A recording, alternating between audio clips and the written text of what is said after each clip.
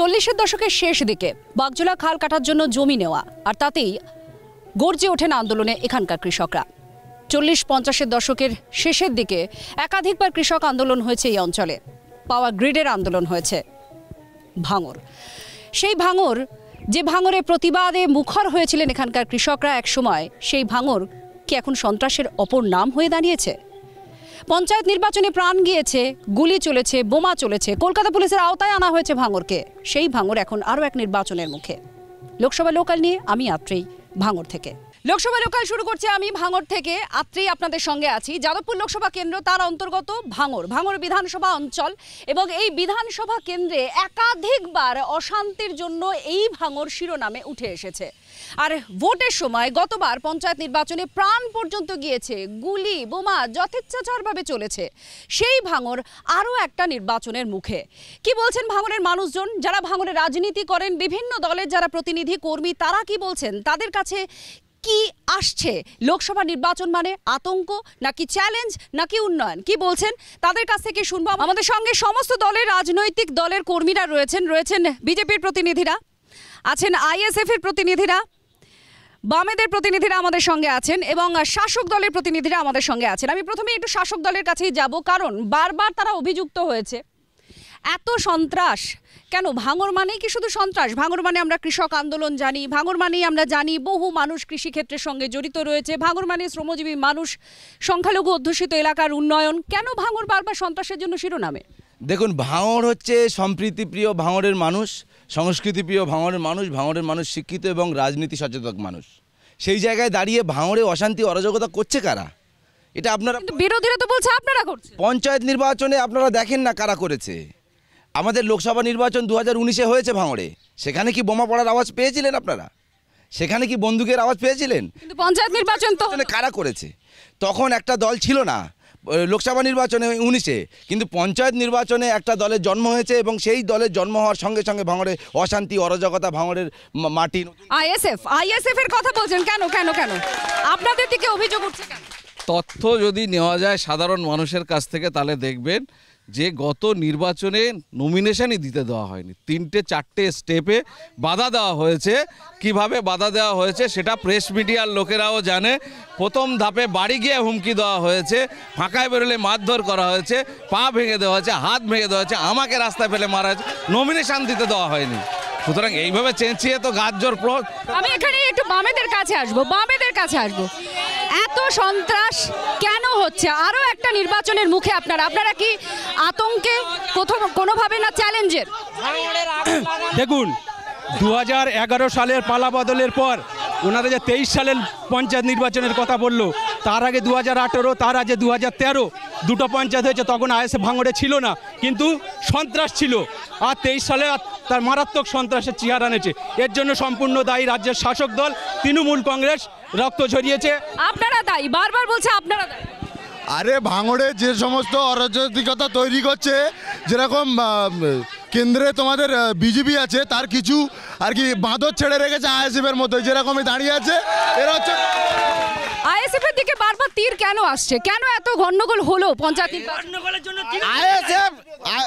ISF এর কথা ছাড়ুন, আমরা এখন তৃণমূলের প্রাক্তন এমএলএ এখনো জেল খাচ্ছে, চোরই আছে। এখানে বিজেপির কোনো অস্তিত্ব আছে? সবাই আইএসএফ, শাসক দল, বামেরাও তাদের দিকে নিশানা করছে শাসক দলের দিকে। না, অবশ্যই তো অস্তিত্ব আছে, কিন্তু যে হারে সন্ত্রাস হচ্ছে ভাঙড়ে, কেন সারা বাংলাতে মানুষ দেখছে। আরও একটা নির্বাচনের সামনে আপনারা, পঞ্চায়েত নির্বাচন বিভীষিকা তৈরি করেছিল, এবার কি?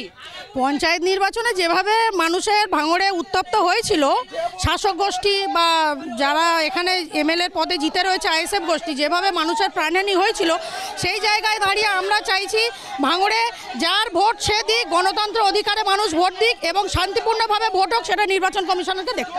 আর এখানে একটা বড় ইকুয়েশন হয়েছে আরাবুল ইসলামের না থাকা। আরাবুল ইসলামের না থাকাতে রাজনীতির সমীকরণ নিয়ে একটা জল্পনা চর্চা চলছে। আরাবুল ইসলামের না থাকা এটা কতটা ডিসঅ্যাডভান্টেজ? আমি বলি, এখানে আমাদের ওটা ব্যাপার না। ব্যাপারটা হচ্ছে যে আমাদের এবারে লোকসভা নির্বাচনে আরাবুল ইসলাম কোনো ফ্যাক্টর নয়, তার না থাকাটা কোনো ফ্যাক্টর একদম না। ভাঙড়ের মানুষ হচ্ছে লড়াইটা এবারে জানে, বাংলার মানুষ এবারে লড়াই কিন্তু বিজেপির সঙ্গে। নরেন্দ্র মোদীর সঙ্গে লড়াই তৃণমূল কংগ্রেসের বাংলায়। এখানে আইএসএফ কোনো এজেন্ডাই না। আইএসএফ কোনো এজেন্ডা নয়, আইএসএফ কোনো এজেন্ডা নয়। আরাবুল ইসলাম জেলে রয়েছেন, তাকে নয় তাহলে আইএসএফ এর উপর হামলা কেন করা হচ্ছে? ভোটটা হচ্ছে সেন্ট্রালে। আরাবুল ইসলাম নেই, আরাবুল ইসলাম নেই, এটা কি সহজ আপনাদের কাছে? না না, ওসব আমাদের কাছে কোনো, জনগণ আমাদের সঙ্গে ওসব পাত্তা দেই না, আরাবুল ফারাবুল আমরা পাত্তা দেই না। সরকারের বিরুদ্ধে ভোট দেবে, সুতরাং সেন্ট্রালের বিরুদ্ধে লড়াই, হামলা হচ্ছে আইএসএফ এর উপরে। প্রকৃতপক্ষে লড়াইটা ওরা কাদের বিরুদ্ধে করছে? বাম জামানাতেও আরাবুল ইসলাম জিতেছিলেন, সেই আরাবুল নেই। এবার সমীকরণ কিরকম? দেখুন, বামফ্রন্ট আমলে শান্তিপূর্ণ ভোট হতো। বামফ্রন্ট থাকাকালীন যতগুলো পঞ্চায়েত হয়েছে বিরোধীরা নমিনেশন করেছে, প্রার্থী দিয়েছে, বুথে এজেন্ট দিয়েছে, ভোট করেছে। বামফ্রন্ট আমলে কখনোই ভোট লুট হয়নি। এই ভোট লুট করে তৃণমূল ক্ষমতায় আছে, তার জন্মদাতা আরাবুল এবং বর্তমানে শওকত মোল্লা সেই একই জুতোয় পা গলিয়ে সেই সন্ত্রাসকে এগিয়ে নিয়ে যাচ্ছে। এর জন্য সন্ত্রাস ছাড়া ভাঙড়ের কাছে কি আছে? একটাই দিদি বলি, যে বিষয়টা হচ্ছে গত বিধানসভায় বাংলার মানুষ দেখেছে, ভাঙড়ের মানুষ দেখেছে, এই আইএসএফ বলে দলটা সিপিএমের কাঁধে বসে সিপিএমের মাথা মুড়িয়েছে। এইবারে মাথা মোড়ানোর পরে এখন বিজেপির কোলে উঠেছে।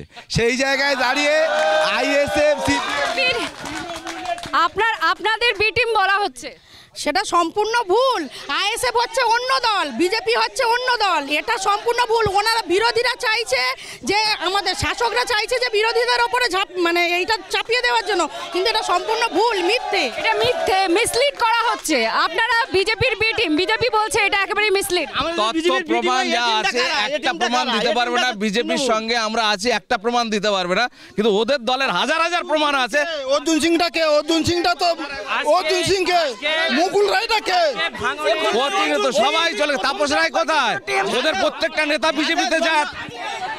আচ্ছা, ভাঙড় মানে এখানে কৃষিজীবী মানুষের বসবাস। একসময় কৃষক আন্দোলন হয়েছে 40-এর দশকের একেবারে শেষের দিকে। এখানকার মানুষ, কৃষকরা, তারা ভালো আছেন? তারা ভালো নেই তো, ভালো থাকবে কি করে? এই চোরের রাজত্ব হলে কি করে ভালো থাকবে? কেমন আছেন কৃষকরা? কেমন আছেন? আপনাদের এই অঞ্চলে বহু মানুষ কৃষিকাজের সঙ্গে যুক্ত, তারা কেমন আছেন? খোঁজ নিয়েছেন? আপনারা জানেন বাম আমলে এখানে কৃষি জমি কিভাবে দখল হয়েছে। 12,000 টাকা, 9,000 টাকা, 13,000 টাকা করে কৃষি জমি দখল করে এখানে বিল্ডিং বানানো হয়েছে, এবং ওবিডে হাজার হাজার বিঘে মৎস্য চাষের ভেড়ি ছিল। আপনাদের বিরুদ্ধে তো অভিযোগ যে আপনারাও জমি দখল করে আবাসন, এখানে মাটি ভরাট করা হয়েছে, আবাসন তৈরি করছেন আপনারা, এটা তো অভিযোগ। এখানে বাম আমলে জমি অধিগ্রহণ হয়েছে। তৃণমূল বাম আমলকে দোষারোপ করা হচ্ছে, জমি লুটেছেন আপনারা বলা হচ্ছে। জমি যদি বামফ্রন্ট লুট করে, আজ প্রায় 15 বছর সরকারে রয়েছে তৃণমূল কংগ্রেস, কেন তৃণমূলটা ব্যবস্থা নিতে পারছে না? অথচ উল্টে আমরা দেখছি শিক্ষামন্ত্রী জেলে, খাদ্যমন্ত্রী জেলে, চাকরি চোর, গরু চোর, রাজ্যের সব জেলার সভাপতি অনুব্রত মণ্ডল জেলে। কেন? তৃণমূলের জবাব দিতে হবে। বিজেপি কি করেছে? কোন স্বাস্থ্য কেন্দ্রে কোনো কিছু উন্নত করেনি, কিছু করেনি। মমতা দি 100 বার 100% লক্ষ্মী ভান্ডার করেছে। লক্ষ্মী ভান্ডার বাইরে বার করুক, লক্ষ্মী ভান্ডার বন্ধ করুক, দেখি তখন ক্ষমতা আছে, বন্ধ করুক।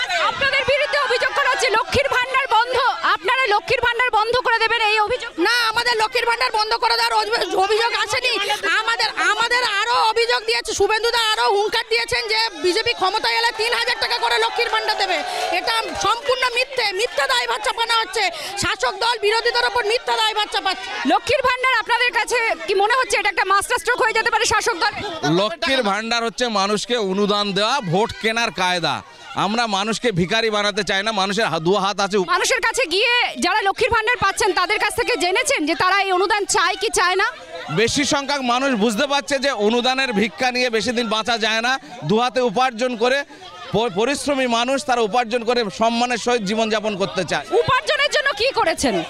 এই ভাঙড় একটা শিল্পাঞ্চল তৈরি করারও চেষ্টা হয়েছে, কয়েকটা কারখানা আছে। এই ভাঙড়ে উপার্জনের উপায় হিসেবে কি কি বানিয়েছেন আপনারা? ভাঙড় এখন হাসছে, ভাঙড় এখন মাথা উঁচু করে দাঁড়িয়ে আছে।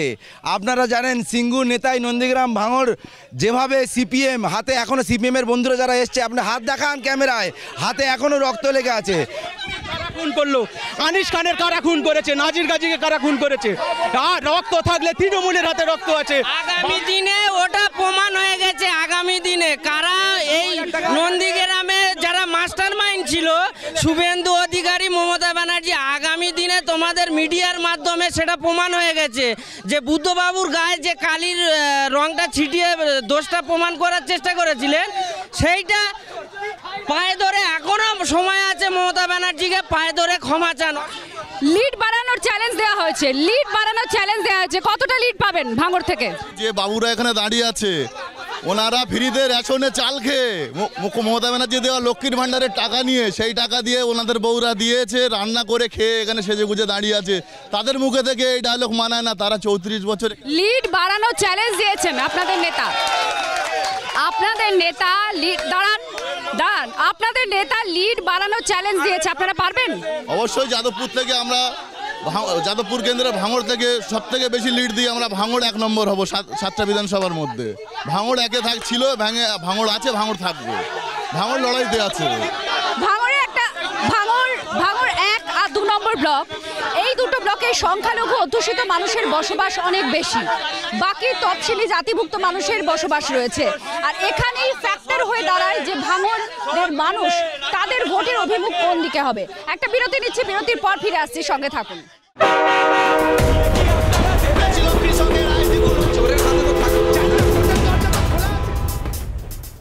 ফিরে এলাম বিরতির পর। আর বিরতির পর লোকসভা লোকালে ভাঙড়ে এই মুহূর্তে দাঁড়িয়ে যে উত্তাপ আপনারা টের পাচ্ছেন, সেই উত্তাপ ভোট পর্যন্ত ঠিক কিভাবে থাকে, আর তো আরো কি ঊর্ধ্বমুখী হয় সেদিকে তো নজর থাকছে। কিন্তু এখানকার মানুষ তাদের চাওয়া পাওয়াটাও একটু জানতে চাইবো। রাজনীতির যারা কারবারি, যারা কর্মী, তারা কি বলছেন।